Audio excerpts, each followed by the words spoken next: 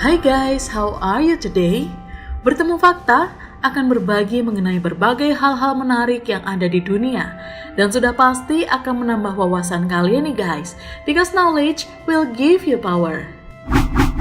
Menyambut bulan kemerdekaan Republik Indonesia, Bertemu Fakta akan menyajikan fakta tak terduga dari sang bapak proklamator. Daripada penasaran, yuk langsung saja kita simak. Tapi sebelumnya, jangan lupa klik tombol subscribe dan lonceng ya untuk notifikasi konten terbaru dari Bertemu Fakta. 5 fakta tak terduga sang bapak proklamator. Bangsa yang besar adalah bangsa yang menghargai jasa para pahlawannya. Rasanya sudah hafal banget ya guys, kutipan kata dari Insinyur Soekarno ini. Nama harum Bung Karno tentu begitu melekat bagi masyarakat Indonesia. Hal ini tentu tidak bisa lepas dari berbagai jasa-jasa beliau, terutama saat proklamasi kemerdekaan yang menjadikan Indonesia sebagai negara yang bebas dari belenggu penjajahan. Selain menjadi orang penting bagi bangsa Indonesia, apalagi sih yang kamu ketahui tentang Soekarno? Walaupun sudah ada buku yang telah menulis kisah hidup salah satu tokoh yang paling banyak memberikan pengaruh pada sejarah bangsa ini, tapi tetap saja, beberapa fakta tentang Soekarno ini pastinya akan membuat kalian tercengang. Berikut ini adalah 7 fakta Soekarno yang akan membuat kamu semakin kagum dengan pria kelahiran Surabaya 6 Juni 1901 ini. Fakta pertama. Namanya harum di negara lain. Kamu tahu kan? Jika nama besar Bung Karno tak hanya harum di dalam negeri saja, bapak bangsa Indonesia yang disegani di berbagai negara ini memiliki banyak jasa-jasa juga loh guys, yang diberikannya kepada negara-negara di masanya. Ada banyak negara yang juga menaruh hormat atas jasa-jasa beliau di luar negeri. Sebagai bentuk penghormatan, ada yang mengabadikan nama beliau untuk tempat tertentu, ataupun juga dengan memperlakukan rakyat Indonesia dengan spesial. Di Rusia, nama Soekarno diabadikan sebagai nama masjid di Saint Petersburg.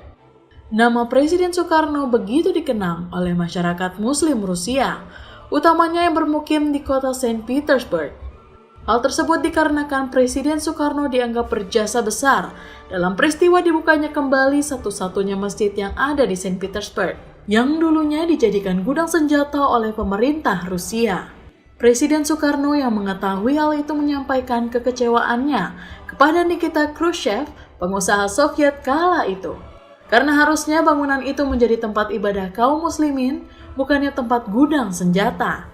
Seminggu setelah itu, ternyata pemerintah Rusia yang dikenal komunis mau membuka kembali bangunan itu sebagai sebuah masjid. Atas jasanya tersebut, umat muslim Saint Petersburg menjuluki masjid ini sebagai Masjid Biru Soekarno. Nah, nama Soekarno juga digunakan nih guys sebagai nama jalan di ibu kota Maroko. Tapi selain di Maroko, ternyata di Pakistan tercatat ada 2 nama jalan yang menggunakan nama Soekarno, yakni Soekarno Square Khyber Bazar di Peshawar dan Soekarno Bazar di Lahore. Nah, hal mengejutkan lainnya nih guys. Berkat jasanya, kini Arab Saudi setidaknya sedikit adem guys. Kok bisa ya? Jadi, saat beliau melaksanakan ibadah haji ke Tanah Suci, Presiden Soekarno membawa pohon mimba atau imbo dan menawarkan ide penanamannya ke kalangan masyarakat Arab. Namun bukan hanya mengirim bibit, Bung Karno juga mengirim ahli tanaman Indonesia untuk mengembangkan tanaman yang cocok tumbuh di daerah tandus ini. Waduh guys, baik banget ya beliau. Kini, tanaman ini sudah tumbuh rimbun dan sangat berguna mengurangi suhu panas di berbagai sudut kota Mekah, Madinah, ataupun Jeddah. Bahkan di Arafah, dibangun saluran air khusus loh untuk menyirami setiap batang pohon Soekarno yang ada. Fakta kedua. Lulusan teknik sipil. Tak perlu diragukan lagi ya guys. Sudah terbukti dengan adanya berbagai bangunan-bangunan indah yang sampai sekarang masih berdiri kokoh. Tak hanya jago dalam bidang politik ya, Presiden Soekarno menuangkan gagasannya dalam menciptakan bangunan-bangunan indah, yaitu Stadion Utama Gelora Bung Karno yang menjadi stadion kebanggaan bangsa Indonesia, Monumen Nasional atau Monas yang merupakan monumen perjuangan para pahlawan, Masjid Istiqlal sebagai masjid terbesar di Asia Tenggara. Selanjutnya Wisma Nusantara sebagai gedung perkantoran lawas di kawasan Bundaran HI, Hotel Indonesia sebagai hotel berbintang pertama di Indonesia. Lalu ada lagi nih, patung Dirgantara hingga patung Selamat Datang Jakarta. Soekarno pertama kali bersekolah di Tulung Agung sebelum akhirnya pindah ke Mojokerto mengikuti orang tuanya. Awalnya ia bersekolah di Erste Inland School sebelum dipindahkan ke Europe Slager School pada Juni 1911. Nah, setelah lulus dari HBS pada tahun 1921, Soekarno kembali melanjutkan pendidikannya di ITB dan mengambil jurusan Teknik Sipil yang akhirnya lulus pada tahun 1926. Gimana? Baru tahu kan guys? By the way, hebat ya Bung Karno. Fakta ketiga. Kutipan kemerdekaan khas Soekarno. Pada masa-masa perjuangan dan kepemimpinannya, Bapak Proklamator ini dikenal sebagai orator yang piawai. Kata-kata yang diucapkannya itu loh guys, bisa membakar semangat dan pastinya sangat bijak. Nah, berikut adalah kata-kata kemerdekaan yang pernah diucapkan Soekarno. Bangsa yang tidak percaya kepada kekuatan dirinya sebagai suatu bangsa, tidak dapat berdiri sebagai suatu bangsa yang merdeka. Kemerdekaan barulah kemerdekaan sejati, jikalau dengan kemerdekaan itu kita menemukan kepribadian kita sendiri. Kemerdekaan hanyalah diperdapat dan dimiliki oleh bangsa yang jiwanya berkobar-kobar dengan tekad merdeka, merdeka atau mati. Wah, sangat membara ya guys, powerful banget. Fakta keempat.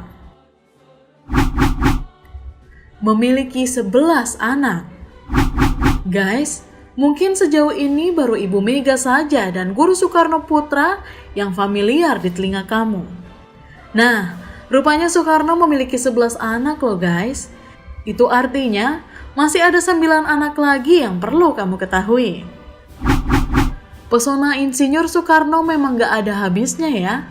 Mulai dari ketampanannya, wibawanya, hingga kecakapannya dalam segi baik diplomasi maupun strategi. Guys, zaman dulu perempuan mana sih yang bisa menahan diri kalau melihat Soekarno? Rasanya nyaris gak ada deh. Gak heran ya, jika istrinya sampai 9, yakni Utari, Inggit Ganarsih, Fatmawati, Hartini, Kartini Manopo, Ratna Sari Dewi, Haryati, Yurika Sanggar, dan Heldi Jafar. Dari pernikahannya tersebut, ia dikaruniai 11 anak. Beberapa di antara mereka bahkan mengikuti jejak sang ayah untuk berkiprah di dunia politik. Sebut saja Megawati Soekarno Putri, yang kemudian menjadi Presiden Indonesia yang kelima.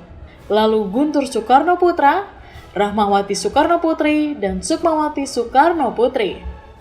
Anak bungsu Soekarno dan Fatmawati, Guru Soekarno Putra justru tidak mengikuti jejak ayah dan kakak untuk masuk ke dalam dunia politik. Selanjutnya Kartika Sari Dewi Soekarno merupakan buah cinta pasangan Bung Karno dengan Dewi Soekarno yang merupakan wanita asal Jepang. Gak heran ya kalau seanak perpaduan antara Indonesia dan Jepang. Dan anak Soekarno selanjutnya adalah Rukmini Soekarno yang dahulu adalah seorang penyanyi opera. Selanjutnya Toto Suryawan Soekarno Putra, anaknya bersama Kartini Manopo. Dan terakhir, Bayu Soekarno Putra, Ayu Gembirawati, dan Taufan Soekarno Putra yang merupakan anak dari pasangan Bung Karno bersama Hartini. Fakta kelima. Masa jatuh sang presiden. Setiap pasang pasti ada surut. Setiap terbit pasti ada terbenam. Begitupun Insinyur Soekarno yang mengalami masa jatuh di mana dimulai sejak beliau berpisah dengan Wakil Presiden Muhammad Hatta pada tahun 1956 karena pengunduran diri Muhammad Hatta dari dunia politik Indonesia. Lalu banyaknya pemberontakan dari separatis dan terjadi di wilayah Indonesia yang dipuncaki dengan pemberontakan G30 SPKI, di mana menjadikan Presiden Soekarno tidak mampu memenuhi impiannya untuk menjadikan bangsa Indonesia sejahtera serta makmur.